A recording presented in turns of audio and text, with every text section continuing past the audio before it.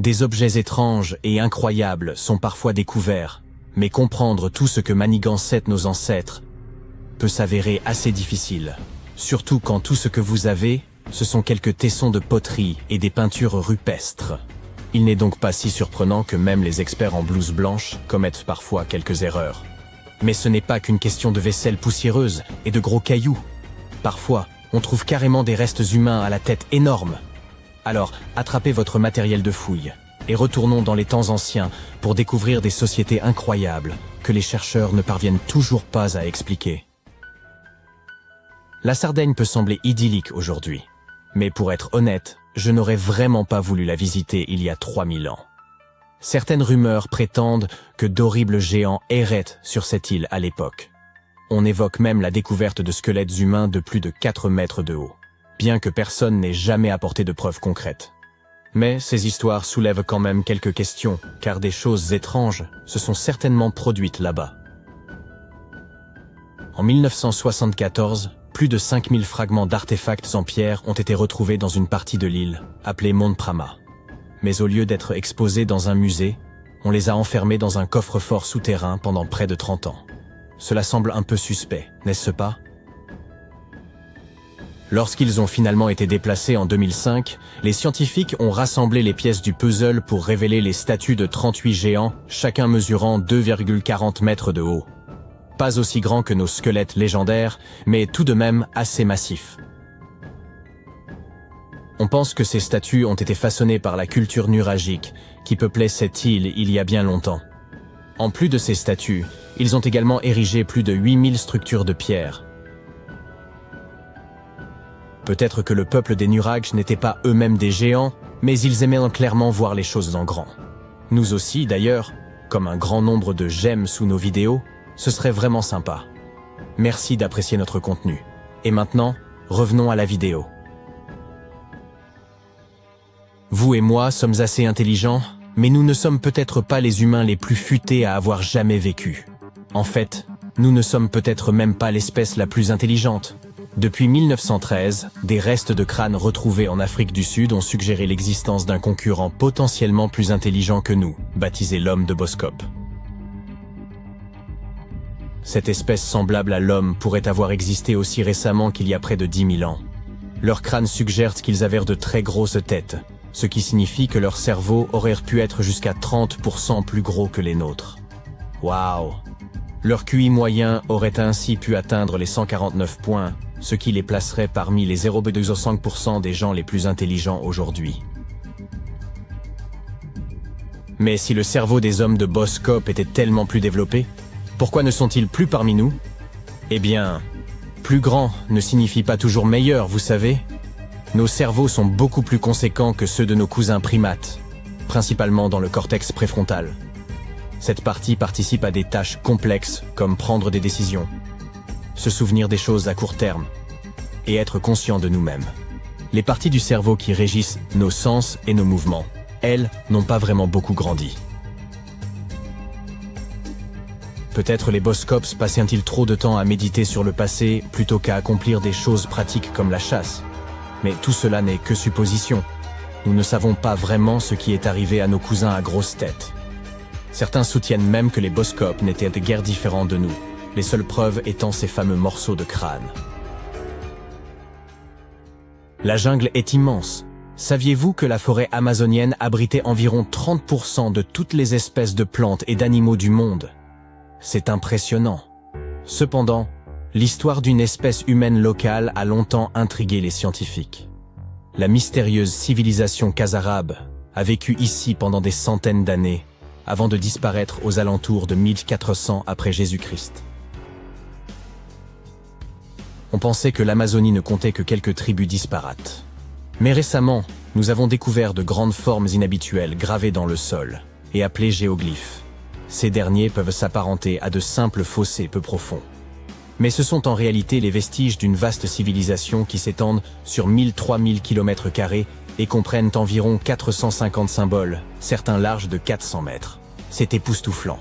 Ils étaient probablement flanqués de lieux cérémoniels et auraient pu accueillir jusqu'à 1 million d'individus il y a à peine 600 ans.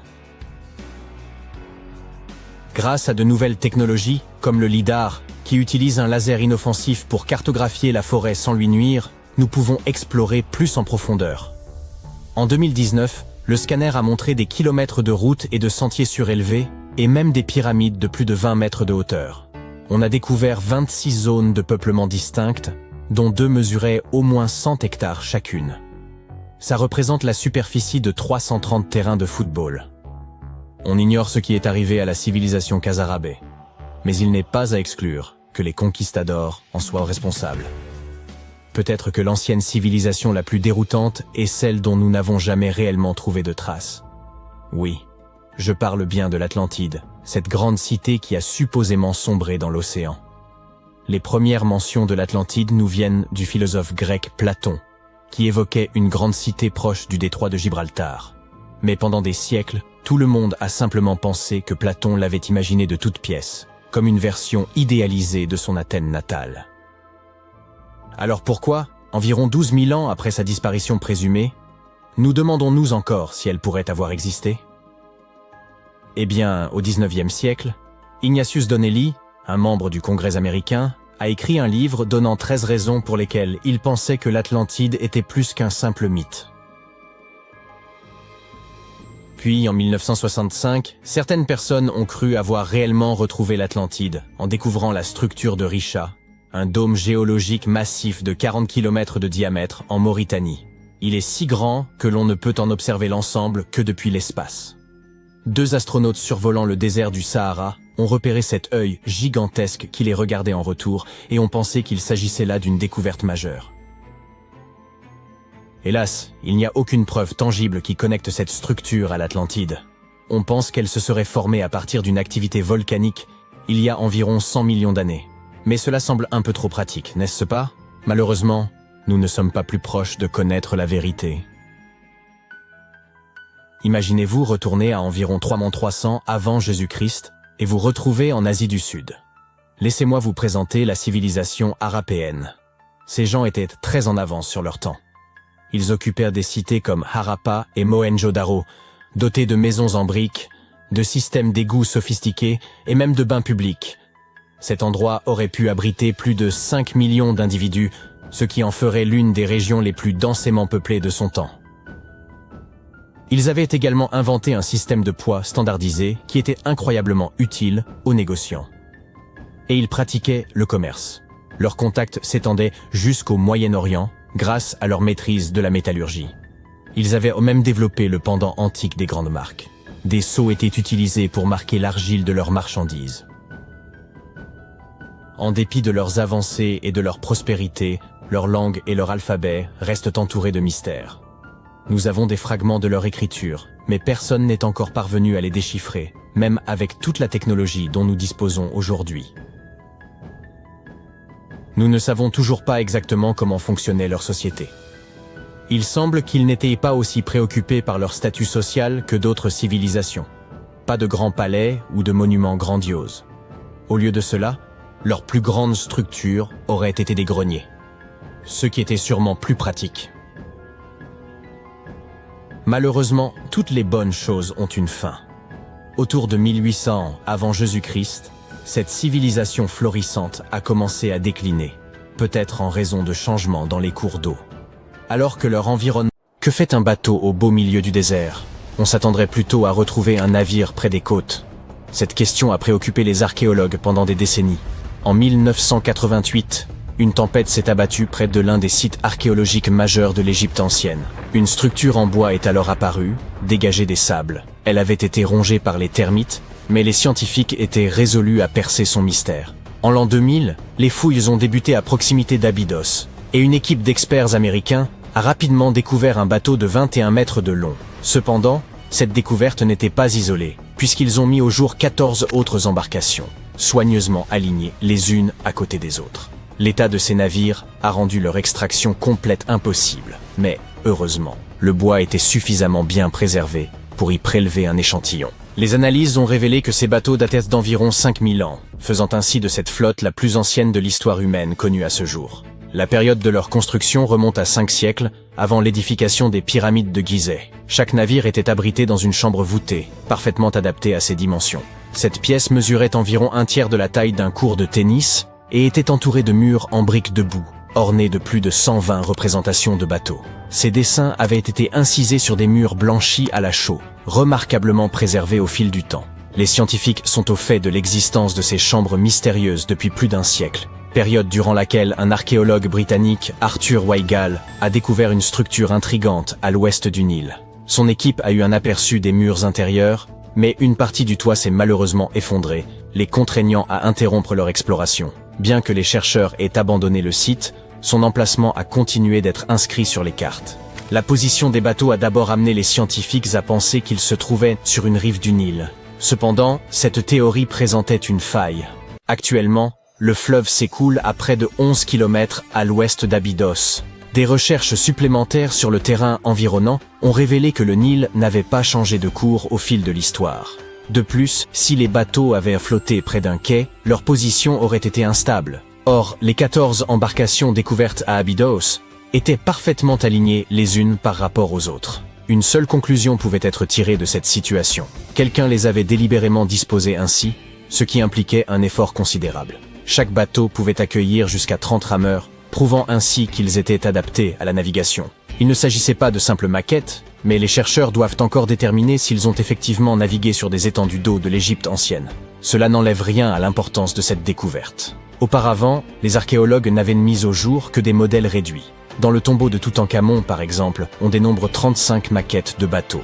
Et pendant une longue période, ces figurines constituaient les seules indications sur l'apparence des navires de l'Égypte ancienne. La conception de ces bateaux atteste de leur authenticité. Ils constituent les plus anciens exemples connus de ce que l'on appelle des bateaux construits. Dans l'Antiquité, les gens réalisèrent des embarcations primitives en creusant de grands troncs d'arbres, tandis que l'alternative consistait à assembler des roseaux pour former un radeau. Mais les bateaux découverts à Abydos étaient composés de planches attachées ensemble. Cette découverte a marqué une avancée significative dans le domaine de la construction navale. À leur époque, ces bateaux devaient être impressionnants, car le bois représentait une ressource précieuse. Dans le désert, il n'y avait pas de bois, et le cèdre devait être importé du Liban. Seul le pharaon pouvait se permettre un tel luxe. L'étude de la zone entourant l'ancienne flotte a également apporté des éclaircissements supplémentaires. Les scientifiques ont découvert une structure en briques de boue dédiée au culte du pharaon, et sa date de construction approximative coïncide avec celle des bateaux en bois. Les mêmes briques utilisées pour édifier ce bâtiment ont également servi à enfermer la flotte. Lors de leur construction, les salles qui les abritaient étaient dotées d'un plafond, une section que les archéologues ont mise au jour au début du XXe siècle. Tout comme les momies dans leurs sarcophages, ces magnifiques navires reposaient à l'intérieur de voûtes splendides. L'extérieur de ces salles était tout aussi impressionnant. À l'origine, les murs extérieurs étaient revêtus d'un enduit en calcaire blanc qui avait la capacité de réfléchir la lumière. Sous les rayons du soleil désertique, la structure abritant les bateaux devait resplendir à des kilomètres à la ronde. Les bâtisseurs égyptiens anciens ont employé la même méthode pour recouvrir les pyramides 5 siècles plus tard. Aujourd'hui, leur surface apparaît en dents de scie, mais cela n'a pas toujours été le cas. Lors de leur construction, les pyramides présentaient une fine couche supérieure de calcaire blanc, dont la surface lisse scintillait sous la lumière du soleil. Plutôt que d'avoir des marches, la couche extérieure des pyramides se présentait davantage comme une pente élégante. Les archéologues aussi se posaient une ultime question. À quel pharaon appartenait cette flotte? La réponse se trouvait à moins de 2 km du site, à l'emplacement du tombeau d'un pharaon de la 5e dynastie, le roi Sésostris III. La période et le style de construction de ce dernier coïncidaient avec ceux des chambres contenant les bateaux. La fin de son règne pourrait expliquer comment ces embarcations ont fini en plein désert. Il est probable que le pharaon soit mort dans le nord de l'Égypte, puis que son corps ait été transporté le long du Nil jusqu'à Abydos, dans une majestueuse procession de bateaux décorés. Les vaisseaux furent ensuite descendus dans des chambres situées près du lieu de dernier repos de leurs propriétaires, ce qui revêtait une signification symbolique. Dans la croyance des anciens Égyptiens, les navires occupaient une place centrale. Leur divinité suprême, le dieu Ré, parcourait le ciel durant la journée sous la forme du soleil, tandis que la nuit, il naviguait à travers le monde souterrain dans une barque solaire. Le pharaon s'identifiait à Ré, ce qui expliquait son besoin d'embarcation dans l'au-delà. Elle représentait le seul moyen de se régénérer, tout comme le soleil se lève chaque jour à l'horizon. Cette croyance perdura pendant des millénaires. Un pharaon emblématique, Khéops, possédait également un navire, découvert par des scientifiques en 1954 à proximité de sa pyramide à Gizeh. Ce dernier est environ 4 siècles plus récent que la flotte d'Abydos, mais le bateau de Khéops était presque 2 fois plus long. La grande pyramide de Gizeh et le tombeau de Toutankhamon figurent parmi les découvertes archéologiques les plus célèbres d'Égypte. Pourtant, de nombreux secrets demeurent enfouis sous les sables infinis du Sahara. Récemment, en 2020, des archéologues ont mis au jour une ville perdue, qualifiée de plus importante découverte depuis celle du tombeau de Toutankhamon en 1922. La ville d'Aton, âgée d'environ 3000 ans, suscite l'espoir des historiens d'obtenir un aperçu de la vie quotidienne des anciens Égyptiens. L'archéologue et égyptologue renommé Zahi Hawass a décrit ce site comme une cité d'or oubliée. Aton se situe à environ 500 km au sud du Caire, la capitale égyptienne, et se trouve à proximité de la célèbre vallée des rois. Les archéologues ont d'abord découvert des sections de murs en briques de boue qui s'étendaient dans toutes les directions. Puis, ils ont mis au jour des pièces complètes contenant des outils du quotidien. L'équipe de fouilles a également révélé une boulangerie, un quartier résidentiel et un district administratif, tous datant de l'époque où la civilisation égyptienne était à son apogée. Ils ont également été les pionniers dans la fabrication d'objets en fer. En 1911, des scientifiques ont découvert un ensemble de perles en fer près du village d'El Gerzeh en Basse-Égypte. Ces perles représentent les plus anciens artefacts en fer connus à ce jour. Cette découverte est proprement fascinante, car les anciens les ont créés en martelant un morceau de météorite. Ces 9 perles faisaient autrefois partie d'un collier élaboré.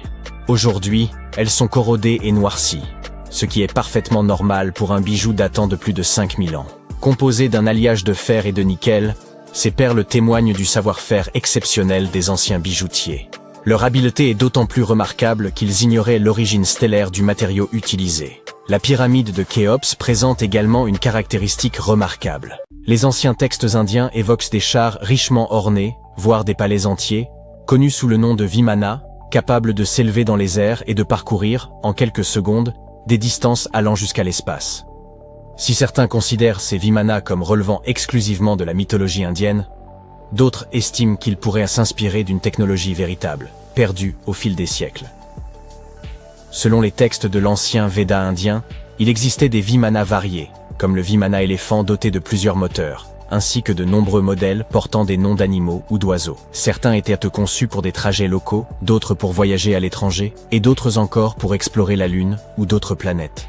Ils pouvaient atteindre des vitesses stupéfiantes. L'un des Vimana possédait la capacité exceptionnelle de se rendre invisible. Un autre, en forme de sphère, était propulsé par les vents de Mercure. Ce modèle aurait produit un rayon immense, comparable à celui du Soleil, et un bruit retentissant semblable au tonnerre. Tous les Vimana étaient réputés indestructibles et parfaitement adaptés au combat. Pour piloter un Vimana, il fallait maîtriser un ensemble de connaissances, comparables à celles requises pour un pilote d'avion moderne, et regroupées en 32 secrets.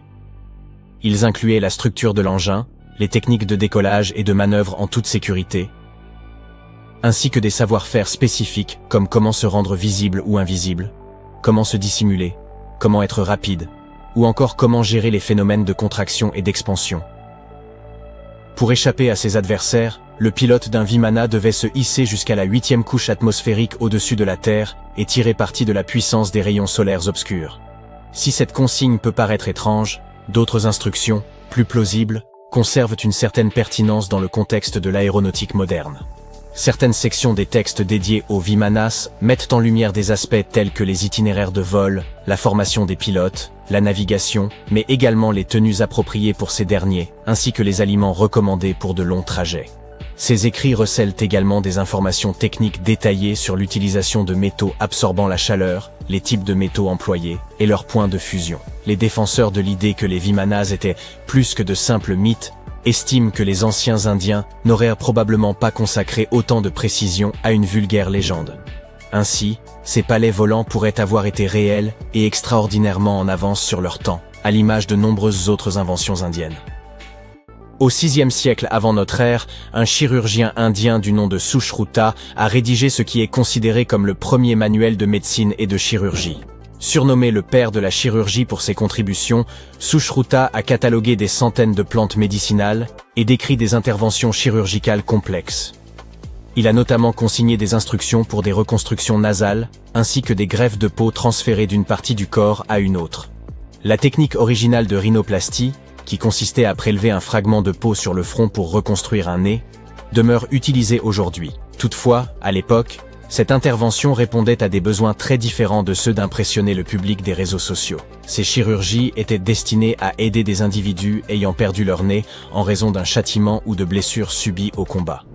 C'est à un prodige des mathématiques indiens de l'Antiquité, nommé Aryabhata, que nous devons l'invention du zéro. Bien qu'elle puisse paraître anodine, cette découverte a été cruciale, car sans elle, il n'existerait ni système binaire, ni ordinateur. Avant le 5e siècle de notre ère, les gens se contentaient d'un simple symbole pour indiquer l'absence de valeur. Grâce à cette invention, l'addition, la soustraction et bien d'autres opérations sont devenues infiniment plus simples. Vous pouvez observer le plus ancien zéro connu, gravé sur le mur d'un temple de Gwalior, en Inde.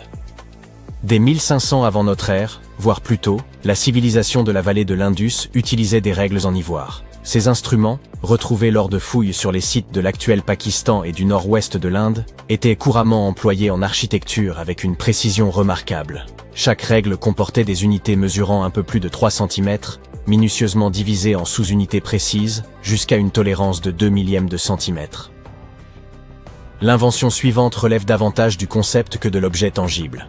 La standardisation consiste à fixer des règles communes en s'appuyant sur un ensemble de critères, qu'ils soient humains, matériels ou d'intérêts variés. L'une de ces applications les plus notables, à laquelle nous sommes aujourd'hui habitués, est celle des poids standardisés. Que l'on utilise des livres ou des kilogrammes, ces mesures universelles sont essentielles, n'est-ce pas? Pour cela, nous devons un grand merci aux marchands de la civilisation arapéenne, qui vivaient il y a près de 4000 ans. Ces derniers utilisaient des poids standardisés pour mesurer aussi bien des céréales que des produits de luxe. Leur système de mesure reposait sur des bases mathématiques décimales et binaires. Bien qu'ils n'aient pas disposé de technologies avancées, ils ont atteint une précision remarquable grâce à des calculs complexes et à l'utilisation ingénieuse de matériaux tels que le sable pour la construction. Leur expertise en matière de standardisation s'est diffusée jusqu'en Perse et en Asie centrale, devenant ainsi une norme mondiale en matière de pesée. Si le yoga est votre pratique favorite, vous avez une excellente raison de rendre hommage aux anciens sages indiens. Le yoga a été mentionné pour la première fois dans les Védas de la civilisation de l'Indus-Sarasvati, dans le nord de l'Inde, il y a plus de 5000 ans.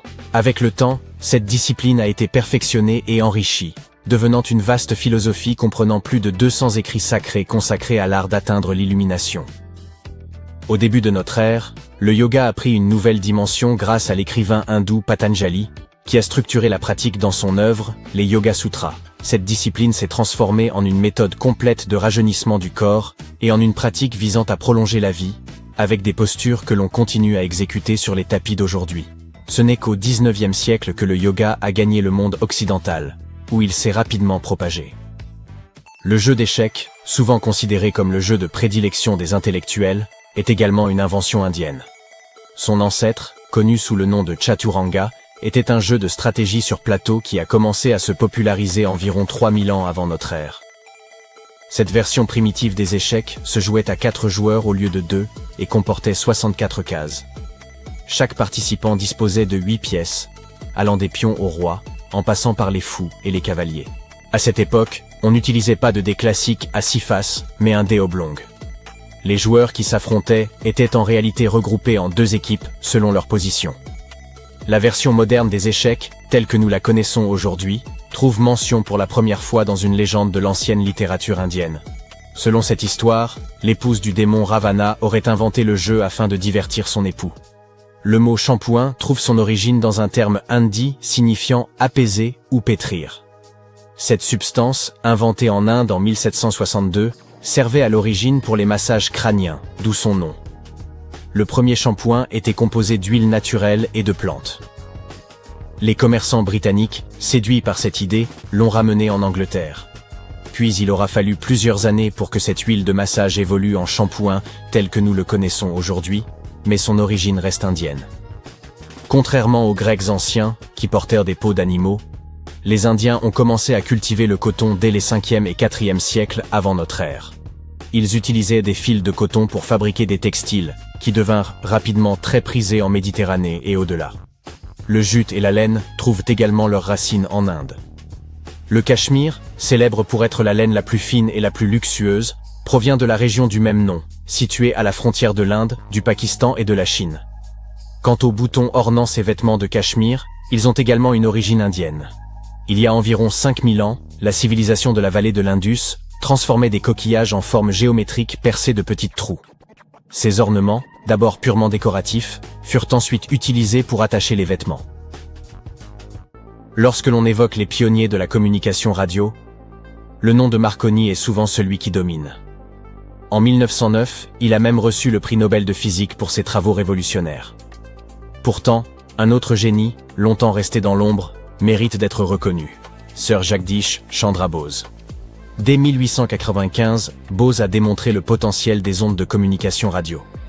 Lors d'une expérience à l'hôtel de ville de Calcutta, il a transmis une onde électromagnétique sur une distance de 23 mètres, traversant des murs, déclenchant une cloche et enflammant même de la poudre à canon.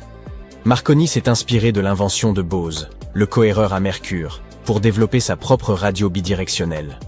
Hélas, Bose n'a pas breveté son invention, et il n'a obtenu la reconnaissance de son génie qu'1 siècle plus tard. Remontons le temps jusqu'aux premiers jours de l'histoire de l'humanité, à l'époque où nos ancêtres vivaient en tribus nomades. Songe un instant à ce que devait être la vie pour ceux qui souffraient d'une déficience visuelle. Pour ceux qui avaient la chance de n'avoir que des problèmes de vue bénins, ils pouvaient probablement se déplacer sans trop de difficultés. Mais pour ceux qui souffraient de graves problèmes de vue, les défis étaient quasi insurmontables. Leur productivité et leur utilité pour la tribu pouvaient être grandement compromises, ce qui pouvait conduire à leur exclusion. Au fur et à mesure que nous nous sommes établis et avons formé des communautés, la façon dont nous nous traitions mutuellement a commencé à évoluer, et nous avons commencé à considérer ces personnes souffrant de graves problèmes de vue avec un peu plus de gentillesse et d'empathie. Toutefois, sans les connaissances scientifiques dont nous disposons aujourd'hui, les moyens de leur venir en aide étaient très limités. Avant l'apparition des lunettes, les gens souffrant de problèmes de vue mineurs, comme la myopie, n'étaient probablement pas très affectés. Même si leur déficience visuelle pouvait rendre plus difficiles certaines tâches, comme la chasse ou l'identification d'une menace, ces individus pouvaient tout de même contribuer à la survie de leur tribu, et étaient donc généralement acceptés par leurs pairs. Au fil du temps, à mesure que leur vue se détériorait, nombreux sont ceux qui ont appris à s'adapter. Le déclin progressif de leur vue sur plusieurs années n'était peut-être même pas perceptible, si bien qu'elles ont pu développer des mécanismes d'adaptation, comme le fait de s'appuyer davantage sur leurs autres sens. Il convient également de noter qu'une vision nette et précise n'était pas aussi essentielle à l'époque qu'elle ne l'est aujourd'hui. Pendant la grande partie de notre histoire, les taux d'alphabétisation ont été très faibles, souvent de l'ordre de 20% tout au plus, et une formation académique n'était pas essentielle à la plupart des emplois. Par conséquent, les problèmes de vue n'affectaient pas nécessairement la capacité d'un individu à travailler ou à apprendre. La plupart des gens n'étaient pas censés effectuer de tâches nécessitant une vue exceptionnelle. Ils pouvaient donc s'en sortir tant qu'ils étaient en mesure d'accomplir leurs tâches, qui prenaient souvent la forme d'un travail physique. Cela peut sembler dur selon les normes d'aujourd'hui, mais si ta vue était suffisamment bonne pour travailler, mettons, dans un champ, tu pouvais au moins t'assurer une source de subsistance et un revenu. Avance rapide jusqu'au XIIIe siècle, lorsque le premier éclat de ce que nous appellerions plus tard des lunettes a commencé à poindre. Ces premières versions des lunettes n'étaient fondamentalement que des loupes, qui ne servaient qu'à faciliter la lecture. Au fil des siècles, celles-ci sont devenues plus complexes, et elles ont commencé à ressembler à ce que nous connaissons aujourd'hui aux alentours des XVIIe et XVIIIe siècles. Maintenant, penchons-nous un peu sur l'histoire fascinante des lunettes. Leur perfectionnement aura pris plusieurs siècles, jalonné de nombreux visionnaires et de leurs idées novatrices. Toutefois, le mystère de l'inventeur des lunettes apportées reste encore entier. Nous savons que nos anciens conquérants, les Romains, ont été les premiers à percer la magie du verre et de son pouvoir d'agrandissement de textes minuscules, donnant ainsi naissance aux premières loupes. Au XIIIe siècle, en Italie, nous rencontrons les premières lunettes portatives de l'histoire. Il s'agissait de lentilles rudimentaires, fabriquées par d'habiles souffleurs de verre, insérées dans des montures de bois, de cuir ou parfois même en cornes d'animal et maintenues contre le visage ou en équilibre sur le nez. À mesure que la technologie s'est améliorée au cours de la Renaissance, ces dispositifs sont devenus plus courants. Comment savons-nous que ces lunettes ont existé? Eh bien, grâce à l'art. Les peintures du début de la Renaissance représentent parfois des érudits avec des montures à main ou des besicles juchés sur le nez. Sur la base de tests de vision rudimentaires, les souffleurs de verre italiens ont su façonner des verres de différentes épaisseurs. En raison de leur popularité croissante, ces lunettes ont commencé à quitter l'Italie pour s'étendre au reste de l'Europe, devenant un accessoire de luxe accessible à ceux qui pouvaient se l'offrir. Compte tenu de l'importance accordée au savoir à la Renaissance, les lunettes sont devenues un signe de prouesse intellectuelle et de richesse. Pendant un certain temps, il a semblé que la technologie des lunettes avait atteint un plafond. Ce n'est qu'au XVIIe siècle que l'on a assisté à un véritable bond en avant, lorsque les lunettes ont permis de garder les mains libres, grâce à l'introduction de branches qui s'étendaient au-dessus des oreilles. L'un des exemples les plus remarquables de ces lunettes modernes sont les fameuses Martin's Margins, conçues par l'inventeur Benjamin Martin. Aujourd'hui, ces lunettes sont très recherchées par les collectionneurs, mais elles ont été pionnières dans la quête de verres plus précis et plus fins, soutenues par des montures robustes. Une fois que les lunettes sont devenues intra-auriculaires, leur évolution a semblé s'accélérer.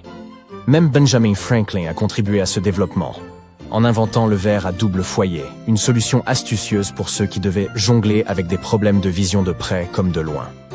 Il a ingénieusement découpé 2 lentilles et les a couplées en une seule monture. À la même époque, les lunettes en ciseaux ont gagné en popularité. Il s'agissait essentiellement de lunettes de poche, pliables comme une paire de ciseaux et parfaites pour les moments où l'on avait besoin de jeter un coup d'œil rapide sur quelque chose d'important. Certains messieurs n'étaient guère enthousiastes à l'idée de porter des lunettes en permanence, et ces lunettes compactes présentaient donc une solution idéale. À l'aube du XIXe siècle, les lunettes étaient encore fabriquées à la main et n'étaient pas accessibles à tous. Mais eu égard à la révolution industrielle qui s'annonçait, la production en masse de montures et de verres se profilait déjà à l'horizon, facilitant la correction de la vue pour les travailleurs acharnés. Le début du XVIIIe siècle a également vu l'introduction de verres cylindriques uniques, conçus pour corriger l'astigmatisme. Au cours du XXe siècle, les lunettes ont commencé à passer du statut de nécessité oculaire à celui d'accessoire de mode. Un large éventail de montures de formes, de matériaux et de couleurs différents a commencé à inonder le marché, permettant aux porteurs de choisir des lunettes adaptées à la forme de leur visage, à la couleur de leurs yeux, ou même à leur tenue vestimentaire. Theodore Roosevelt, par exemple, portait des lunettes sans branches qui restaient en place grâce à un pince-nez. Bien qu'elles soient tombées en désuétude en raison de leur aspect digne du siècle dernier, ces lunettes faisaient fureur à l'époque. Ce qui a vraiment changé la donne, c'est l'avènement de plastique robuste. Les montures n'avaient plus besoin d'être en bois, en métal ou en corne. Ce plastique pouvait être moulé dans un vaste assortiment de formes et de tailles. C'est également au XXe siècle que l'on assiste à l'essor des lunettes de soleil. Si l'idée est née en Asie au XIIe siècle, elles étaient à l'origine destinées à masquer l'expression des juges, et non à améliorer la vision ou à protéger du soleil. Plusieurs fabricants ont joué avec des verres colorés, mais pas pour des raisons de protection. Très vite, cependant, les lunettes de soleil teintées sont devenues populaires, en raison de la sensibilité à la lumière due à certaines conditions médicales.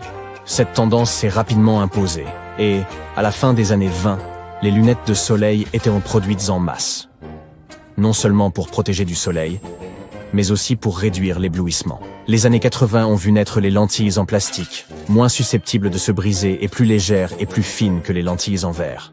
Et l'innovation ne s'est pas arrêtée là. Aujourd'hui, nous disposons de verres dotés de revêtements protecteurs qui réduisent l'éblouissement et bloquent les rayons UV nocifs.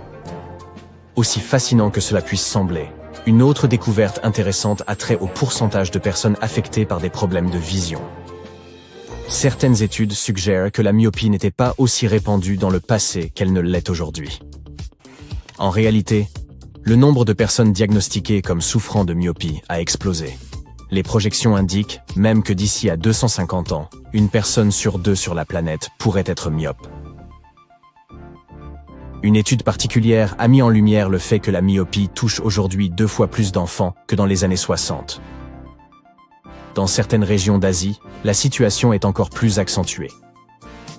Alors que les médecins et les chercheurs du monde entier tentent de comprendre la cause profonde de ce problème, certains le qualifient d'épidémie.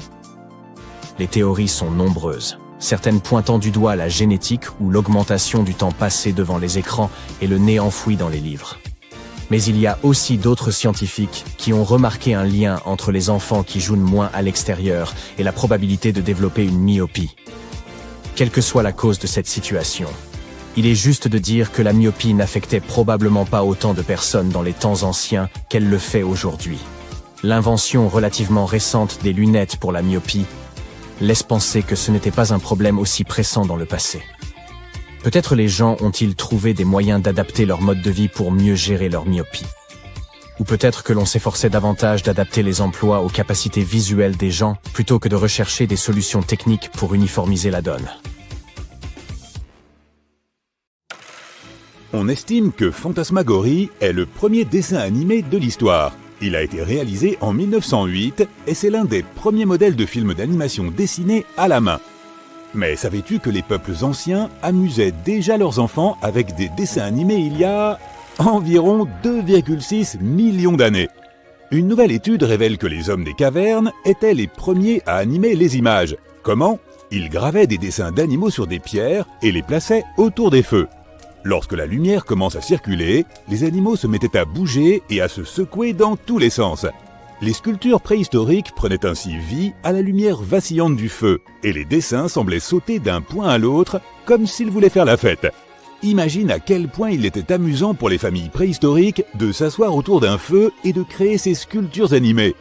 Il se trouve que certaines des anciennes peintures murales et gravures trouvées dans les grottes ont même été inspirées par cette vision illuminée par les ombres mouvantes des flammes.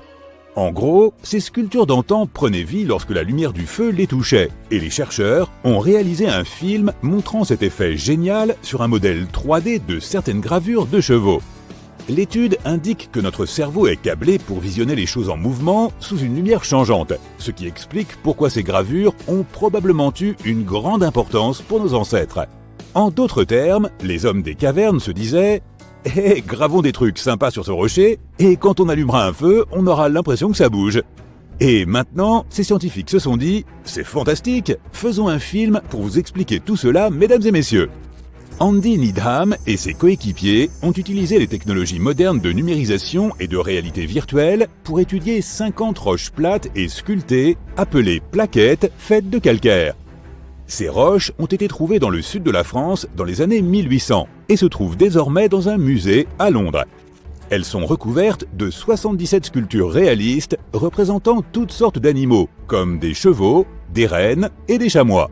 Apparemment, l'Homo sapiens qui avait beaucoup de temps devant lui a réalisé ces gravures il y a 12 000 à 16 000 ans. Needham s'est rendu compte que beaucoup de ces roches sculptées avaient été abîmées par le feu, certaines étant couvertes de cendres blanches, d'autres ayant séché ou s'étant brisées à cause de la chaleur. En les examinant de plus près, il a découvert des bandes roses de décoloration résultant de dépôts de fer dans la pierre.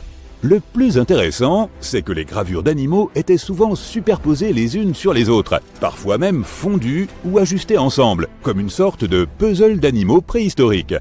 Plutôt que de jeter les anciennes et de tout recommencer, les artistes de l'Antiquité prenaient des parties du corps des animaux pour créer de nouvelles figures hybrides. Par exemple, l'une des pierres représente à la fois un cheval et une créature sauvage ressemblant à du bétail, connue sous le nom de bovidé. Dans ce chef-d'œuvre de l'art préhistorique, l'abdomen et le cou du cheval deviennent le dos et le cou du bovidé, tandis que la tête du cheval forme l'oreille du bovidé. Quelle façon créative de recycler! Les chercheurs estiment que les roches préhistoriques de Montastruc ont été utilisées par nos ancêtres pour se divertir aux heures de grande écoute.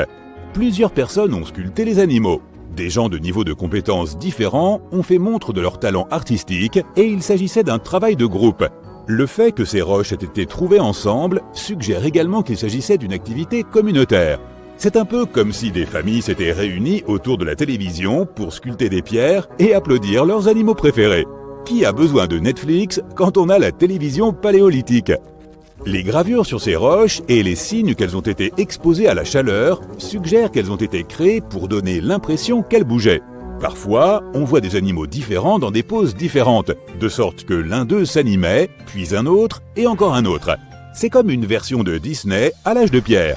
Des techniques similaires pourraient avoir influencé certaines peintures rupestres anciennes, comme celle de l'époustouflante grotte Chauvet dans le sud-est de la France.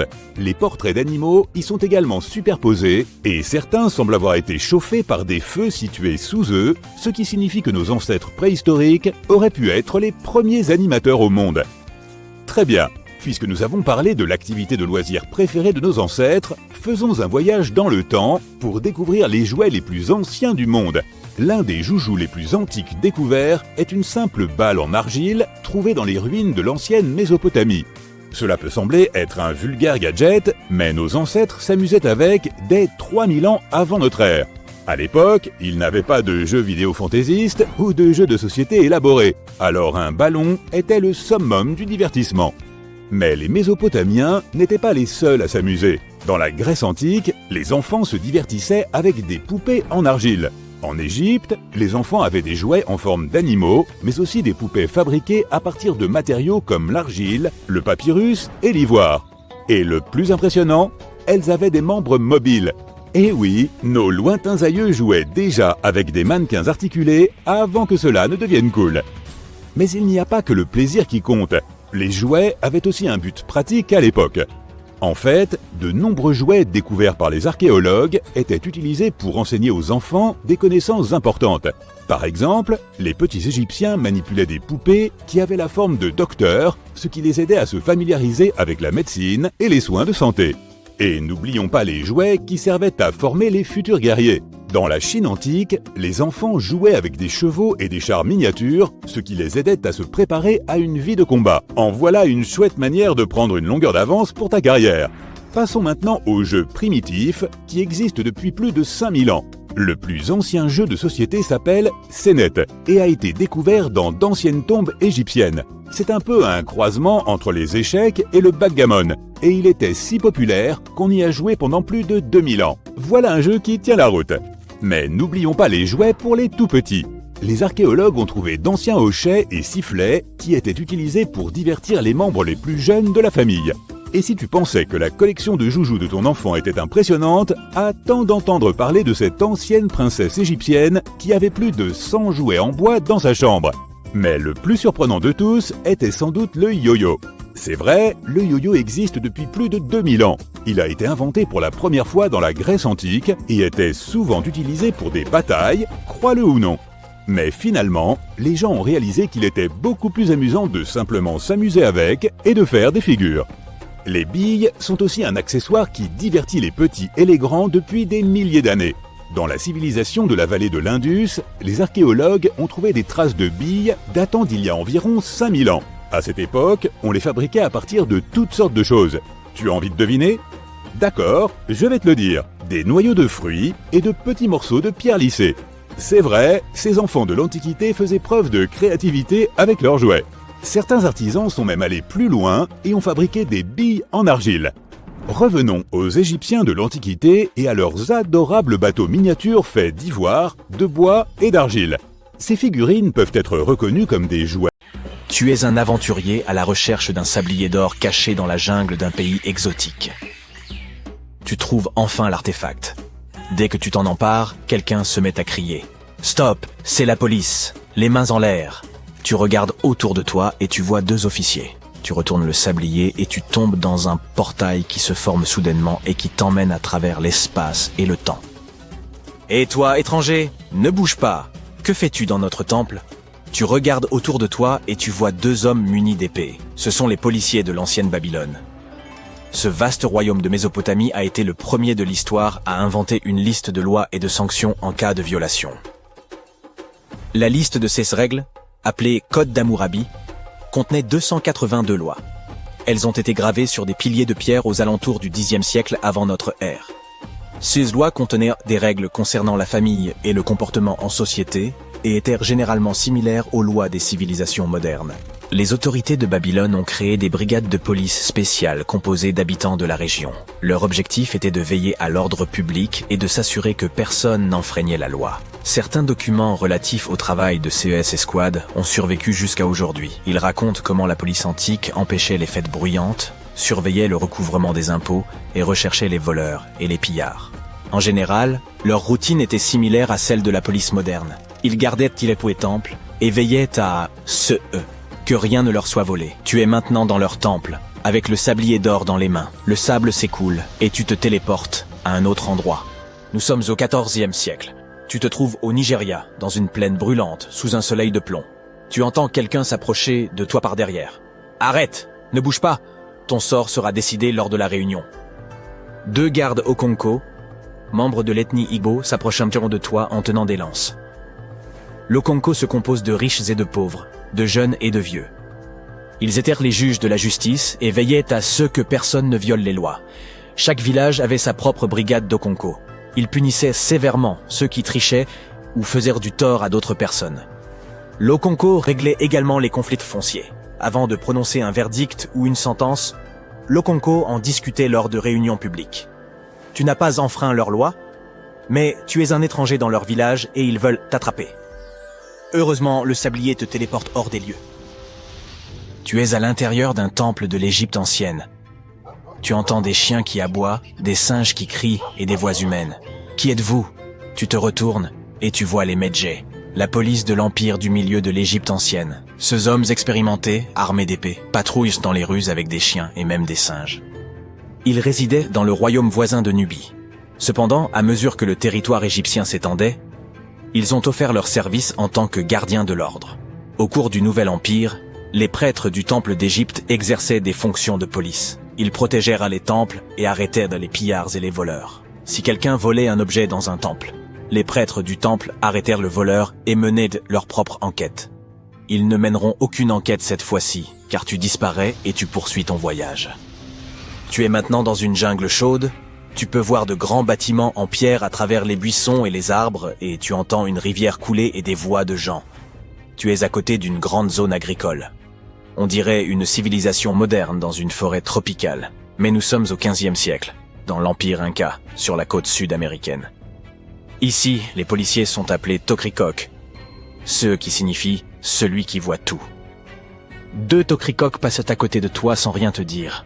L'Empire Inca disposait d'un système juridique développé, et personne ne pouvait t'arrêter juste comme ça.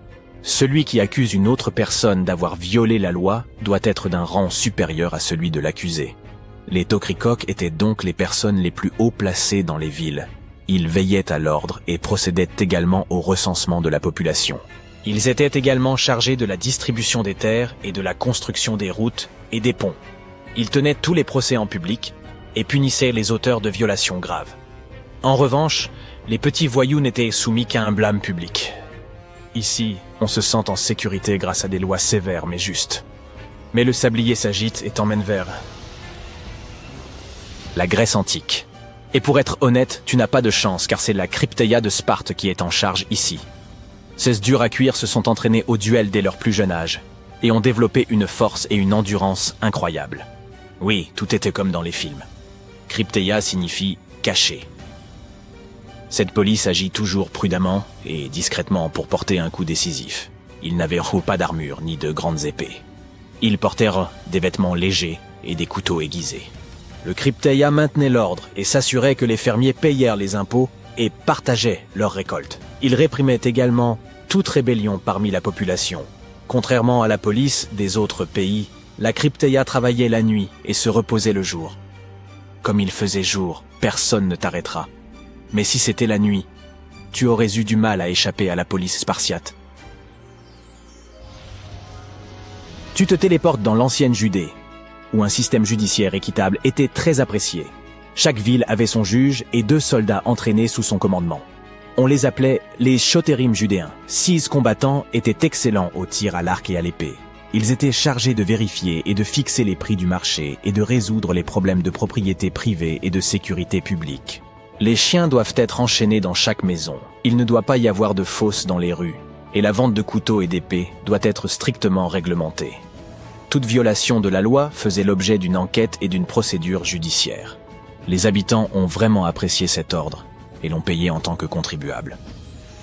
Le sablier d'or te transporte dans l'Afrique de l'Ouest du XVe siècle. Tu es dans l'Empire Songhai. C'est l'un des plus grands pays d'Afrique de l'Ouest, doté d'une police de premier ordre appelée Kadi. Les infractions graves étaient punies cruellement, si bien que les gens avaient peur d'enfreindre la loi. Les cadis étaient des fonctionnaires nommés par le roi. Ils décidaient qui devait passer en cour martiale et qui devait être puni d'une petite amende. Ils surveillaient non seulement l'ordre dans les villes, mais aussi l'environnement du roi.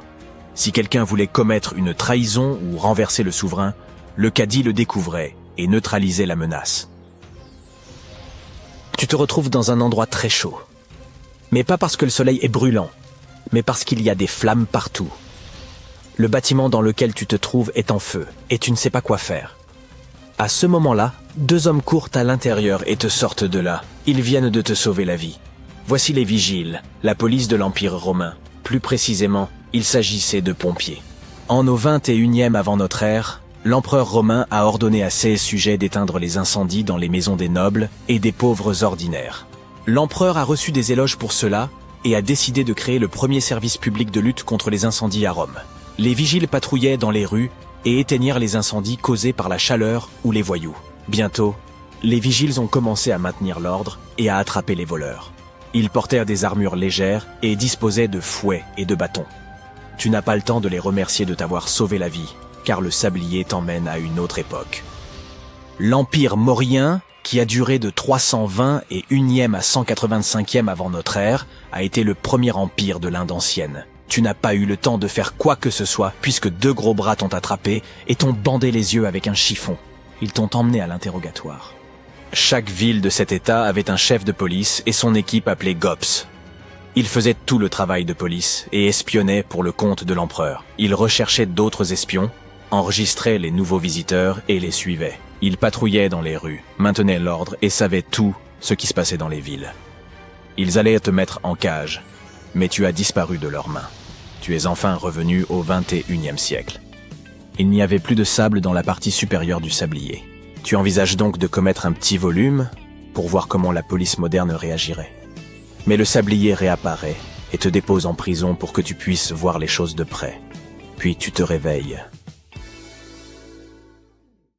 Les scientifiques font chaque jour des découvertes qui changent le monde, mais même eux peuvent être confrontés à des mystères insolvables. Voici 10 choses qui ont pu déconcerter les chercheurs. Imagine que tu entendes constamment un bourdonnement à basse fréquence et que personne ne puisse en définir la source. Environ 4% de la population mondiale affirme entendre le hum. C'est un son sans lien avec la région où il se produit. Et on veut dire par là que des gens du monde entier l'entendent, de sorte que l'on parle parfois du hum de Taos ou de celui d'Auckland en fonction de la région où il se fait entendre. Ce son se situe juste au seuil de l'ouïe humaine. Les gens disent l'entendre moins lorsqu'ils se trouvent en extérieur, alors qu'il devient plus fort à l'intérieur, et particulièrement la nuit. Ce qui est encore plus effrayant, c'est que tu ne peux plus t'empêcher de l'entendre une fois que tu l'as perçu. Certains affirment que le phénomène aurait commencé à Londres à l'époque de Charles Dickens, l'auteur d'Oliver Twist, et que ce son de basse fréquence proviendrait en fait de la clameur populaire. Ou pas. Les premiers cas ont été enregistrés à Bristol, au Royaume-Uni, et remontent au milieu des années 1970. Les scientifiques ont diverses théories concernant l'origine du hum et sur la raison pour laquelle seules certaines personnes peuvent l'entendre. Pour autant, ils n'ont pas encore de réponse claire. Il pourrait se produire lorsque les vagues se déplacent le long du plancher océanique et font trembler la Terre lorsqu'elles entrent en collision avec les plateaux continentaux. Ou bien il pourrait se produire en raison des éruptions volcaniques et des tremblements de terre. Oh, et que dire des signaux radio à ultra basse fréquence utilisés pour communiquer avec les sous-marins ou même de la 5G. L'upsweep est un autre type de son non identifié. Il a été détecté en 1991 dans l'océan Pacifique et ce son est suffisamment aigu pour être enregistré à travers tout l'océan. Les scientifiques entretiennent l'hypothèse que ce son pourrait être lié à l'activité volcanique sous-marine. Il est intéressant de noter que son volume a diminué par rapport au niveau qu'il avait lors de sa première découverte, mais on peut toujours bel et bien le détecter. De plus, il observe un rythme saisonnier et atteint son volume le plus élevé au printemps et à l'automne. Est-ce lié au changement de saison? Personne ne le sait vraiment. Le mystère suivant consiste en un monument de forme conique trouvé dans la mer de Galilée, en Israël. Cette structure sous-marine a été découverte accidentellement par balayage sonar en 2003, mais ses résultats n'ont été publiés qu'en 2013. Le monument pèserait près de 60 000 tonnes et a été submergé par la montée des eaux il y a bien longtemps. Les archéologues demeurent perplexes devant cette découverte, parce qu'ils ne parviennent pas à déterminer son origine, pas plus que sa fonction. Ainsi, cette structure immense et singulière demeure un mystère. Passons à Göbekli Tepe en Turquie. Ce lieu présente l'un des sites les plus importants du monde sur le plan archéologique. Pourquoi une telle importance ? Eh bien parce qu'il recèle d'imposantes pierres sculptées, vieilles d'environ 11 000 ans. Pour mettre les choses en perspective, c'est environ 6 000 ans plus ancien que Stonehenge. D'anciennes peuplades ont érigé ces pierres avant même de commencer à maîtriser la métallurgie, l'agriculture ou la poterie. La seule existence de cet endroit va donc à l'encontre de la chronologie des civilisations telles que nous la connaissons, à savoir celle où les gens cultivent d'abord et construisent ensuite. Apparemment, ce n'était pas le cas ici. Quoi qu'il en soit, une question se pose. Quelle était la fonction de ce site ? A-t-il été conçu pour vénérer des forces surnaturelles ? En effet, les archéologues pensent qu'il pourrait s'agir du plus vieux temple au monde. Paléodiction Nodosum. Oui, je sais que ça ressemble à une formule magique. Il s'agit en fait d'un fossile vivant trouvé au fond de l'océan. Une créature fabrique bien ses terriers hexagonaux, c'est certain. Pourtant, les scientifiques ne parviennent toujours pas à en identifier l'artiste. Qu'entendons-nous par fossile vivant ? Eh bien, Paléodiction Nodosum est une créature dont on pense qu'elle produit un type de terrier presque identique aux fossiles de Paléodiction. Est-ce une sorte de ver qui les a creusés ? Les chercheurs l'ignorent. Une chose est sûre, il ne s'agit pas d'un phénomène aléatoire créé par des mouvements géologiques. En parlant de fossiles, jette donc un coup d'œil à ce géant. On le surnomme officieusement Godzillus. Il a été découvert en 2011 par un paléontologue amateur, un scientifique étudiant l'histoire de la vie terrestre en analysant notamment des traces fossiles. Mais revenons à Godzillus. Il mesure près de 2 mètres de long pour 3 mètres de hauteur. Ce fossile est vieux de 450 millions d'années et provient de l'époque où la région de Cincinnati était encore sous les eaux. Il pourrait s'agir d'un tapis d'algues fossilisé, mais certains scientifiques sont d'un avis différent. Voici un immense tunnel découvert en Amérique du Sud. Il serait vieux d'au moins 8 à 10 000 ans. Au début, les chercheurs ont commencé par découvrir quelques terriers colossaux. Ils étaient aussi vastes que soigneusement construits. Les géologues étaient stupéfaits, n'ayant encore jamais vu de telles structures auparavant. Aucun processus géologique connu ne permet d'expliquer leur formation. Les chercheurs connaissent d'ailleurs l'existence de ces terriers depuis les années 1930. Mais à l'époque, ils pensaient que ces tunnels avaient été creusés par des hommes préhistoriques, jusqu'à ce qu'ils découvrent d'énormes traces de griffes sur les murs et au plafond. Ils ont alors pensé que des espèces aujourd'hui disparues pourraient être à l'origine de ces marques. Et de nombreux géologues croient fermement être tombés sur des terriers de paresseux géants ou de tatous. Cette structure serait donc le plus grand terrier connu de l'ère paléolithique en Amazonie. Pourtant, les experts se posent de nombreuses questions. Comment se fait-il qu'une structure aussi soignée ait pu se former naturellement ? Un chercheur a ensuite découvert une autre grotte étrange. Celle-ci se trouvait à des centaines de kilomètres de l'immense tunnel. Avance rapide. On compte maintenant plus de 1500 terriers de l'ère paléolithique découverts au Brésil. Ce qui est encore plus intéressant, c'est que certaines de ces grottes sont connectées à des tunnels qui mènent parfois à des chambres. Enchaînons avec un phénomène naturel. Et si on te disait que chaque année, surtout en octobre, des boules de feu apparaissent sur le Mékong en Thaïlande ? Selon la légende, les boules de feu des Nagas seraient un appel au retour de Bouddha sur Terre. Et ce sont les serpents du fleuve qui lanceraient ces appels. Il s'agit d'un mythe, mais qu'en dit la science ? Est-ce lié à un gaz inflammable ? Il n'y a pas encore de consensus à ce sujet. Ces boules de feu semblent s'élever des eaux et peuvent atteindre une hauteur de près de 300 mètres. Elles s'apparentent à des feux d'artifice, disparaissent très rapidement et scintillent généralement d'une couleur orange ou rougeâtre. Mentionnons aussi quelques légendes au passage. Pourquoi pas après tout ?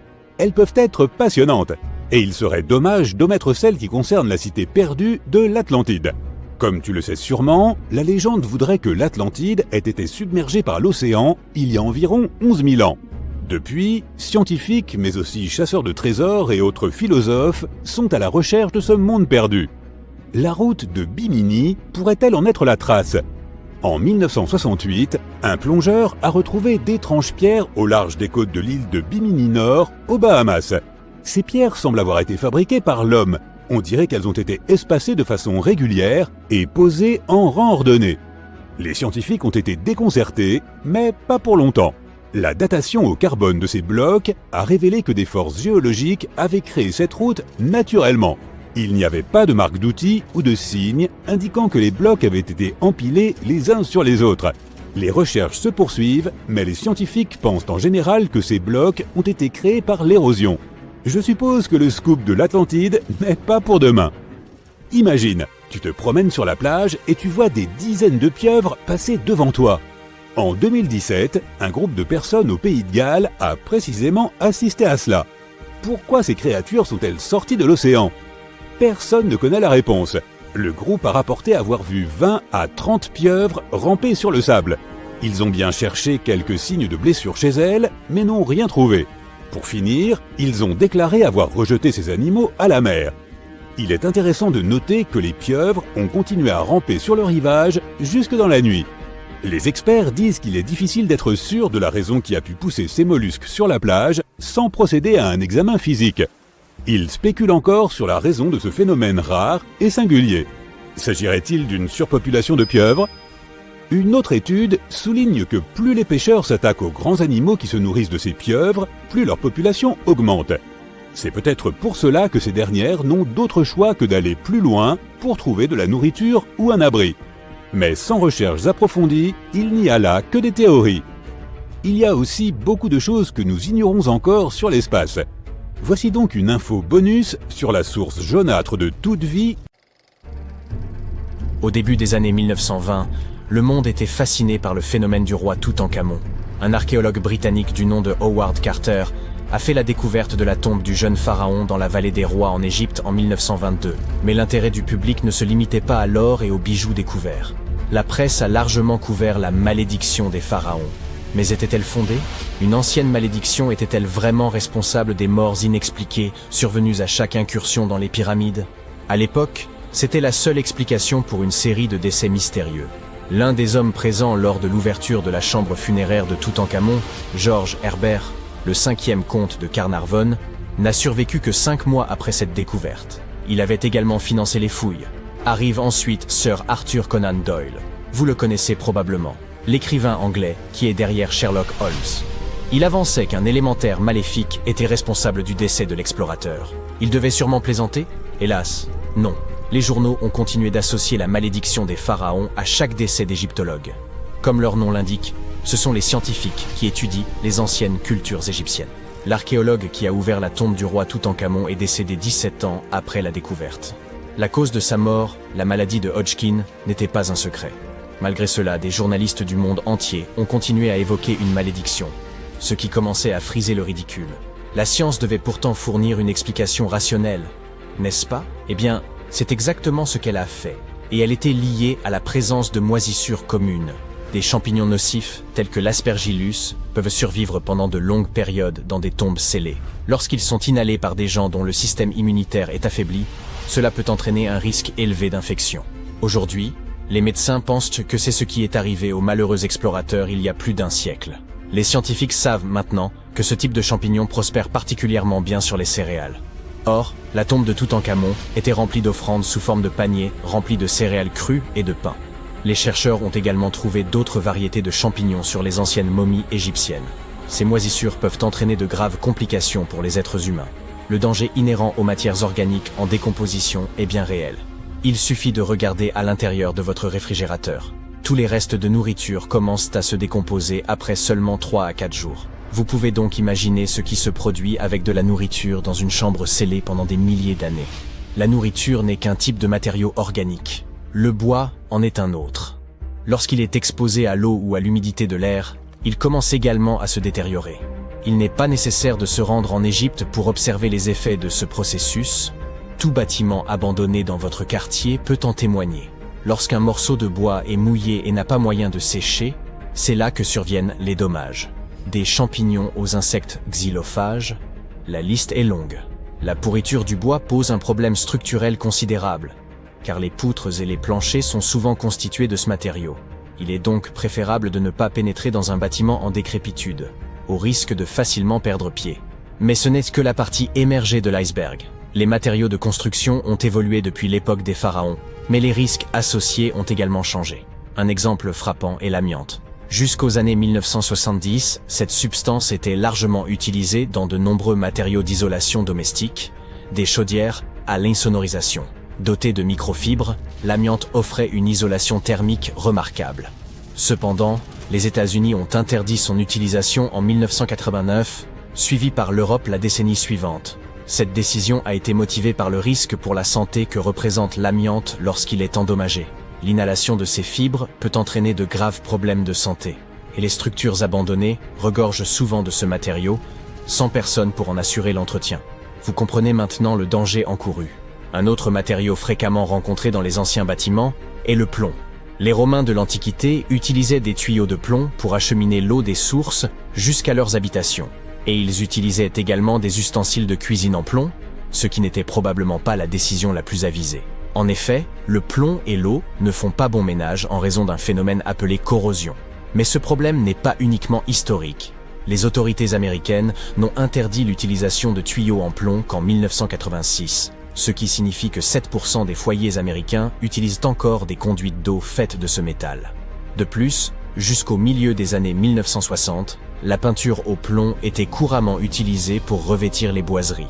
Dans les bâtiments abandonnés, cette couche de peinture s'est depuis longtemps écaillée, exposant ainsi la poussière de plomb que toute personne qui manipule des portes et des fenêtres risque d'inhaler. Les particules de poussière sont au moins visibles à l'œil nu, ce qui n'est pas le cas du monoxyde de carbone.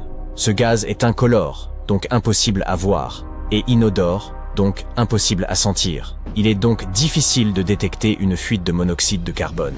Comment ce gaz dangereux s'échappe-t-il généralement ? En raison d'un mauvais entretien. Or, les bâtiments abandonnés ne bénéficient d'aucun. Ainsi, alors que vous explorez une vieille usine, vous pourriez subitement ressentir des étourdissements et de terribles maux de tête. Ce ne sont là que quelques-uns des symptômes d'une intoxication au monoxyde de carbone, parmi les plus bénins. Mais quelle en est la source ? Il suffit qu'une vieille chaudière cède enfin après des années de négligence.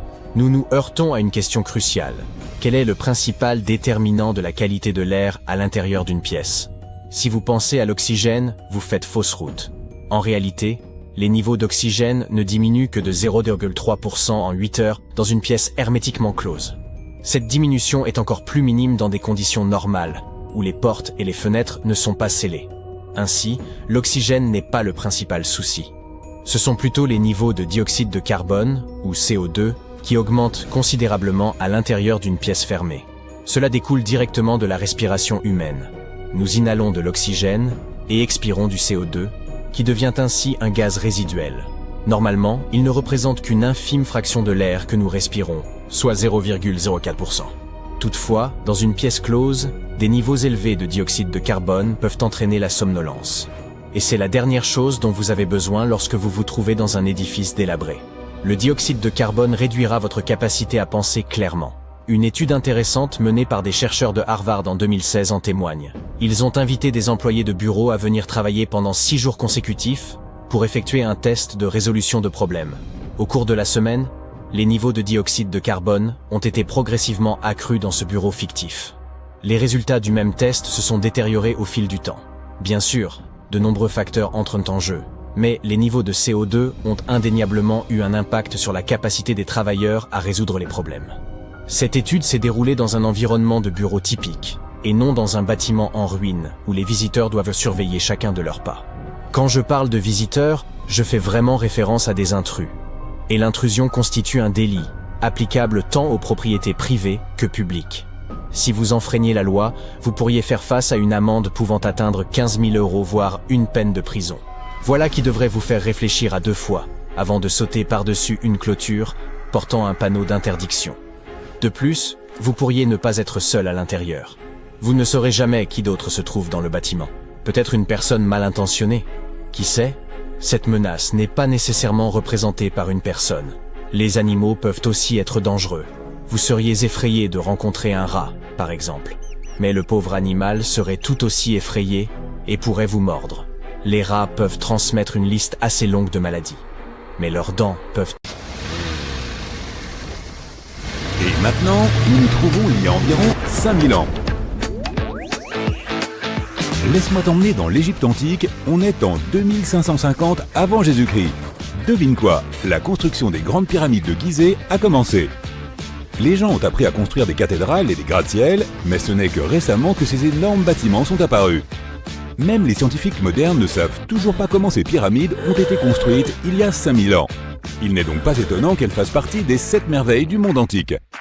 D'ailleurs, elles sont aussi les plus anciennes d'entre elles, et la seule merveille du monde antique qui existe encore au XXIe siècle. Il a fallu beaucoup de coopération pour construire une chose aussi massive, même pour les mesures d'aujourd'hui. Mais les pyramides de Gizeh n'étaient pas les premières de l'histoire. La première, appelée la pyramide à degrés, a été construite environ 80 ans avant la première pyramide de Gizeh, en 2630 avant Jésus-Christ, pour le roi Djoser. Elle n'était pas censée être extraordinaire, mais elle a fini par être très impressionnante. Il s'agissait d'une pyramide composée de 6 couches de pierre en escalier. Elle mesurait 62 mètres de haut, soit la hauteur d'un immeuble de 19 étages. Et c'était le plus haut bâtiment qui existe à l'époque. Mais ce n'était pas qu'une simple pyramide. Elle était entourée de tout un ensemble de bâtiments, y compris des cours intérieures. Dans l'Égypte antique, les gens croyaient à la vie après la mort. Alors tout le monde, surtout les rois, voulait s'assurer qu'ils avaient tout ce dont ils auraient besoin pour s'y préparer. Voici pourquoi le complexe des pyramides était parfaitement fourni avec de nombreux objets que les gens utilisaient au quotidien. Le complexe comprenait une pyramide et une sorte de palais. Ces bâtiments contenaient de nombreuses choses que le roi aimait et dont il pourrait avoir besoin un jour, comme des meubles, de la nourriture et des récipients en or. Après Djoser, la construction de pyramides est devenue une pratique courante, mais de nombreuses pyramides n'étaient pas terminées. Il fallait généralement une vingtaine d'années pour en construire une, mais de nombreux souverains régnaient bien moins longtemps que cela. Et en tout, il y a plus de 100 pyramides. Les pyramides les plus célèbres sont les grandes pyramides de Gizeh. La première, et la plus grande, a été construite pour le pharaon Khufu vers 2550 avant Jésus-Christ. À l'époque, elle mesurait 147 mètres de haut, ce qui est aussi haut qu'un immeuble de 40 étages. La deuxième pyramide a été construite pour le fils de Khufu, le pharaon Khafré, vers 2520 avant Jésus-Christ. Elle est un peu plus basse et mesurait à l'origine 143 mètres de haut, soit un immeuble de 39 étages. C'est la pyramide où se trouve la célèbre statue du Sphinx. Les Sphinx ont un corps de lion et une tête d'homme. On les construisait pour garder des zones importantes. Celui-ci a la tête du pharaon Khafré et garde sa pyramide faisant face au lever du soleil. Le Sphinx est la statue la plus connue et l'une des plus grandes et des plus anciennes du monde. À l'origine, il était de couleur rouge et avait un nez. Il est encore possible de voir les traces de pigments rouges près de ses oreilles, mais personne ne sait exactement quand son nez a disparu. Pendant un certain temps, le Sphinx a été en quelque sorte caché sous terre. Il était recouvert de sable jusqu'aux épaules. Heureusement, au début des années 1800, un aventurier, accompagné d'une équipe de 160 personnes, l'a déterré. La troisième pyramide de Gizeh est la plus petite. Elle est 2 fois plus basse. À l'origine, elle mesurait 66 mètres de haut, soit environ la hauteur d'un immeuble de 20 étages. Elle a été construite en 2490 avant Jésus-Christ pour le fils de Khafra, Menkaure. Les pyramides ont été conçues pour être alignées avec les points cardinaux et leurs côtés symbolisent les rayons du soleil. Mais à l'époque, il n'y avait pas de boussole. Les Égyptiens de l'Antiquité calculaient eux-mêmes les directions avec une précision étonnante. Pour aligner les pyramides, ils ont utilisé 2 constellations. À l'origine, les pyramides étaient recouvertes de calcaire blanc lisse et avaient un sommet doré et argenté pour refléter le soleil. Plus tard, d'autres rois ont pris le calcaire blanc des pyramides et l'ont utilisé pour d'autres constructions. Les scientifiques ont estimé que les Égyptiens de cette époque ont utilisé environ 2,3 millions de blocs de pierre pour construire la première pyramide. Chaque bloc pesait plus d'1 tonne, c'est le poids d'un rhinocéros. Certains blocs étaient encore plus gros, étant presque aussi lourds qu'un éléphant. Il y a 4 millénaires et demi, il n'y avait aucun équipement moderne pour aider à la construction. Il n'y avait pas de machines, pas de roues et même pas d'acier. Le seul métal dont ils disposaient était le cuivre. Aujourd'hui encore, les scientifiques ne savent pas exactement comment les Égyptiens ont réussi à construire les pyramides. Il ne reste aucun document qui pourrait nous éclairer à ce sujet. Certains pensent même que les Égyptiens voulaient garder le secret et qu'ils n'ont pas laissé d'archives à cet effet. Beaucoup croient que ce sont des gens pauvres et des étrangers qui ont construit les pyramides, mais ce n'est pas vrai. En fait, les bâtisseurs étaient des ouvriers très qualifiés et ils étaient bien nourris et bien payés. Les archéologues affirment que les bâtisseurs vivaient dans une ville provisoire à proximité et constituaient une communauté très organisée avec un chef bien déterminé. Les scientifiques affirment qu'environ 20 000 personnes ont travaillé sur chaque complexe de pyramides et qu'il a fallu environ 20 ans pour les construire. Il s'agissait probablement d'un projet national. Les ressources du site de construction étaient importantes et la nourriture et les produits de première nécessité devaient provenir de toutes les régions d'Égypte. Même avec tout ce soutien, on ne sait toujours pas comment les gens ont réussi à tailler, transporter et monter ces énormes pierres. Selon l'une des théories, les pierres ont probablement été transportées sur des bateaux le long du Nil. Ensuite, il y avait une partie plus difficile. Il fallait les déplacer vers le site de construction. Pour cela, ils ont probablement utilisé des traîneaux en bois. Il n'était pas très difficile de les tirer car le sable, mélangé à la bonne quantité d'eau, était assez lisse. Et 10 personnes pouvaient déplacer un traîneau assez facilement, même avec une pierre qui pesait 1 tonne. Enfin, un dernier problème, les pierres devaient être soulevées et mises en place. Les archéologues ont découvert les restes d'un système de rampes qui remonte à l'époque de la construction des pyramides. Il est fort probable que les Égyptiens aient conçu un système unique pour déplacer et tirer d'énormes blocs de pierre. Mais personne ne sait à quoi il ressemblait exactement. La thèse la plus répandue est qu'il y avait plusieurs rampes autour de la pyramide pour aider à déplacer les blocs. La rampe grandissait au fur et à mesure que la pyramide devenait plus haute. On suppose que les gens montaient les escaliers en tirant la pierre sur un traîneau en bois situé au milieu d'une rampe en sable. Cela en fait n'est qu'une des options. Certains disent que les rampes faisaient le tour de la pyramide, d'autres affirment que les rampes étaient à l'intérieur. Mais nous ne serons jamais certains, et cela restera toujours un mystère. D'ailleurs, c'est ce que voulaient les Égyptiens de l'Antiquité. Étonnamment, il n'y a pas grand-chose à l'intérieur des pyramides. La plupart d'entre elles ne sont que des pierres solides avec très peu d'espace ouvert. Mais jetons un rapide coup d'œil à l'intérieur de la plus grande des pyramides de Gizeh.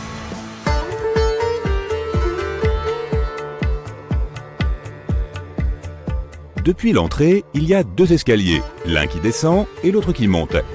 Celui qui descend vous emmène à une chambre située sous terre. C'est là que se trouvent les pharaons, mais pas dans cette pyramide, car Khufu voulait rester plus haut. La chambre souterraine est en partie inachevée. La pièce avec le sarcophage de Khéops est nommée la chambre du roi. On y monte à l'étage, puis on traverse la grande et longue galerie. Sous la chambre du roi, il y a une pièce appelée la chambre de la reine. Cependant, il n'y a pas de reine, et personne ne sait pourquoi la pièce s'appelle ainsi. Malheureusement, aucune de ces pièces n'a de hiéroglyphes sur les murs. Elles sont tout simplement vierges. Si tu veux en voir, tu dois aller dans les autres salles qui sont décorées. Ces œuvres d'art sont des représentations de la culture et de la vie quotidienne de l'Égypte antique. Les textes permettent aux chercheurs d'étudier leur langue et leur grammaire. Malheureusement, les trésors qui se trouvaient autrefois ici dans la pyramide ont été volés depuis longtemps. De cette pièce, il y a de nombreux tunnels dont le but est inconnu. Il y a beaucoup de tunnels et de passages à l'intérieur des pyramides. Il y a beaucoup de chambres, de puits et de chemins.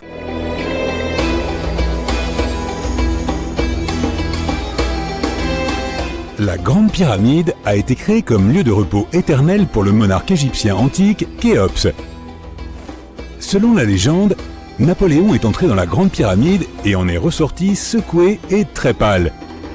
Il n'a jamais révélé ce qu'il a vu à l'intérieur, mais quoi que ce fût, on dit que cela l'a affecté pour le reste de sa vie.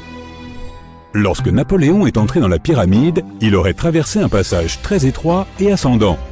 Il aurait ensuite traversé un autre couloir appelé la Grande Chambre. Ce couloir aurait été beaucoup plus haut que le précédent et aurait également été pavé. Il aurait ensuite atteint la chambre du roi, la pièce maîtresse de la Grande Pyramide, qui était bordée d'énormes blocs de granit. Mais elle n'aurait pas eu l'air aussi grandiose que nous pouvons l'imaginer. Aucun hiéroglyphe ne décore ces murs, car les Égyptiens n'ont commencé à décorer les chambres funéraires des pyramides que bien plus tard.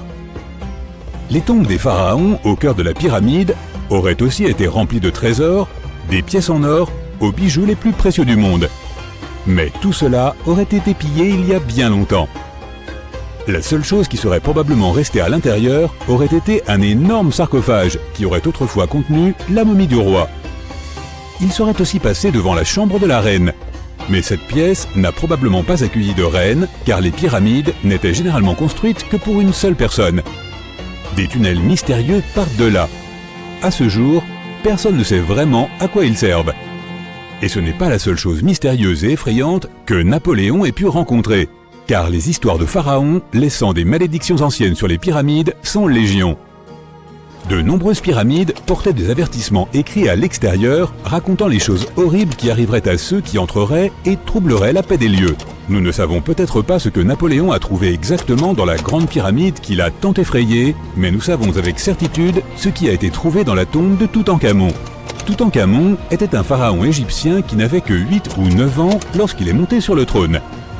Il est devenu un phénomène culturel lorsque sa tombe a été découverte presque entièrement intacte en 1922. Son tombeau se trouve dans la vallée des rois à Thèbes, l'actuel Luxor, qui se trouve en Égypte. Contrairement à la Grande Pyramide, le tombeau de Toutankhamon était couvert de magnifiques décorations murales. Les murs racontaient l'histoire de son voyage vers l'au-delà à travers les enfers. Les Égyptiens croyaient que chacun devait accomplir ce voyage, alors ils remplissaient les tombes d'objets et de peintures pour aider les morts à y parvenir. Il y aurait aussi eu des sortilèges peints sur les murs. Ils pensaient que cela aiderait les gens à passer dans le royaume suivant. Ce voyage serait assez long, c'est pourquoi les anciens Égyptiens remplissaient aussi les pyramides de nourriture. La pyramide de Toutankhamon était remplie de 8 paniers de fruits. On y a même trouvé des fruits de palmier doum. Les pièces étaient remplies de meubles, de statues, de vêtements et de bâtons, parmi tout un tas d'autres choses. On aurait probablement trouvé aussi beaucoup de vêtements et de bijoux coûteux dans les pyramides. Les anciens Égyptiens voulaient que leurs ancêtres voyagent avec style dans l'au-delà. Ils ont placé Toutankhamon dans sa dernière demeure avec plus de 50 pièces d'habillement, toutes de la plus haute qualité. Il y avait des tuniques, des foulards, des gants et des coiffes, et une tonne de bijoux, ainsi que des bracelets, des pendentifs, des colliers, des bagues et des scarabées pour le protéger. Chacun d'entre eux était fait d'or ou de pierres précieuses. Il y avait aussi des éventails en plumes d'autruche pour garder le jeune pharaon au frais sous le chaud soleil égyptien. Mais la température à l'intérieur des pyramides n'a jamais vraiment dépassé les 20 degrés Celsius. Les anciens Égyptiens ont mis au point un système de climatisation très sophistiqué que nous ne comprenons pas encore complètement aujourd'hui. La pyramide de Toutankhamon contenait aussi 130 bâtons de marche en ébène, ivoire, argent et or pour l'aider dans son voyage. Il y avait 3 chars cachés au cas où il se fatiguerait de toute cette marche. 11 pagaies de bateaux ont également été placés à l'intérieur, mais il n'y avait aucune trace d'une quelconque embarcation. Les pyramides auraient été jonchées des senteurs et des parfums préférés du pharaon. Pendant les fouilles du tombeau de Toutankhamon, il est rapidement apparu qu'elle avait été en partie dévalisée pendant l'Antiquité. Les portes avaient été endommagées et des traces d'huile avaient été laissées dans des bocaux vides. Il semble que quelqu'un ait fait un raid sur la pyramide pour récupérer l'or, les parfums et les huiles qui avaient été laissés pour le roi Tout. Il restait encore un peu de parfum fait d'huile de noix de coco et d'encens dans un flacon. Il semble que le pharaon Toutankhamon aimait les jeux de société. Il y avait un plateau en ivoire de jeux de scénettes dans sa pyramide. Bien que nous ne sachions pas exactement comment y jouer, nous avons compris qu'il s'agissait d'une sorte de version égyptienne du backgammon. Il semble que c'était un jeu à 2 joueurs où le but était d'éjecter son adversaire du plateau. Reste à savoir contre qui pouvait bien jouer la momie de Toutankhamon. Les anciens Égyptiens avaient certains rituels qui peuvent nous sembler assez étranges. Par exemple, ils avaient l'habitude de se raser les sourcils si jamais ils perdaient un chat. Il n'est donc pas trop surprenant qu'ils aient mis des choses vraiment bizarres à l'intérieur des pyramides.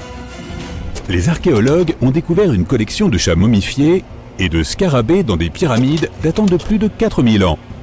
Ils ont été trouvés dans les pyramides de Saqqara qui se trouvent au sud du Caire. Ils ont aussi trouvé du matériel de maquillage et des miroirs à l'intérieur. Le maquillage était porté fièrement par les hommes et les femmes à l'époque de l'Égypte ancienne. L'eyeliner était le produit cosmétique le plus populaire. La pierre de Rosette est l'une des découvertes les plus significatives jamais faites dans les pyramides. Elle a été trouvée par l'armée de Napoléon Bonaparte. C'est une pierre de granit noir qui date de 196 ans avant Jésus-Christ. Elle est transcrite en grec, en démotique et en hiéroglyphique. Lorsqu'elle a été traduite en 1822, nous avons obtenu la clé pour comprendre les hiéroglyphes de l'Égypte ancienne pour la toute première fois. La découverte de la momie de la reine Hatshepsut en 1903 a changé à jamais notre compréhension des anciens Égyptiens. Après son décès, son successeur Thoutmôsis III a supprimé la plupart des preuves de son règne, si bien que nous ne savions pratiquement rien de l'une des premières grandes dirigeantes d'Égypte. Elle est maintenant devenue l'une des rares et des plus célèbres pharaons. Le pharaon Khéops avait un bateau entier dans sa pyramide. Les archéologues ont découvert plus de 1200 morceaux d'un bateau géant près de la grande pyramide de Gizeh. Ils ont réassemblé le bateau et il fait une longueur impressionnante de 43 mètres. Il s'agit très probablement d'un bateau solaire qui a été conçu pour transporter le roi ressuscité auprès de la divinité Ra. Fait amusant, la pyramide de Gizeh est la dernière des 7 merveilles du monde antique. Les 6 autres sont les jardins suspendus de Babylone, le colosse de Rhodes, le temple d'Artémis, le mausolée d'Halicarnasse, le phare d'Alexandrie et la statue de Zeus à Olympie. Cette pyramide a également été la structure artificielle la plus haute du monde pendant 3800 ans. Pour ériger la plus grande pyramide d'Égypte, il a fallu un nombre stupéfiant de 2,3 millions de blocs de calcaire, dont certains pesaient jusqu'à 80 tonnes. Il aura fallu aussi 100 000 ouvriers et 23 ans pour la construire. Sa hauteur originale était de 147 mètres. En 2017, les archéologues ont découvert quelque chose d'étrange à propos de la Grande Pyramide d'Égypte. Il y a un vide caché d'au moins 30 mètres de long et personne ne sait vraiment pourquoi il est là ni ce qu'il contient réellement. Ce vide étrange est la première structure intérieure découverte dans la pyramide de 4500 ans depuis les années 1800. Les scientifiques ont utilisé des rayons cosmiques pour détecter le trou massif, mais ne sont toujours pas plus près aujourd'hui de découvrir ce qu'il y a à l'intérieur. Les anciens Égyptiens ont pris beaucoup de soin à construire les pyramides et tout était placé stratégiquement et structurellement solide. Il est donc improbable que ce trou soit dû à la chute de blocs au fil du temps. De nombreuses pyramides contenaient également de petites figurines modèles appelées Ushbeti. Elles représentaient des assistants. Ils croyaient qu'ils prendraient vie pour servir les pharaons dans l'au-delà. Mais il est fascinant de constater que toutes ces choses aient pu tenir à l'intérieur. Il n'y a pas tellement d'espace à l'intérieur des structures.